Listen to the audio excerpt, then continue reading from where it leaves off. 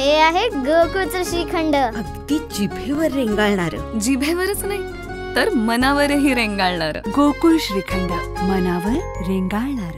मुसळधार पावसामुळे कृष्णा व पंचगंगा नदीच्या पाणीपातीत वाढ झाली असून ओरवाड, कुरुंदवाड, शिकलगार वसाहत परिसरात पूर स्थिती निर्माण झाली. आमदार राजेंद्र पाटील येड्रावकर यांनी या भागातील परिस्थितीची पाहणी करून प्रशासनाला आवश्यक त्या सूचना दिल्या. पूरग्रस्त नागरिकांच्या सुरक्षेसाठी गरज असेल तिथे स्थलांतर प्रक्रिया सुरू असून प्रशासनाच्या वतीने त्यांना चहा, नाश्ता व जेवणाची सोय करण्यात आली.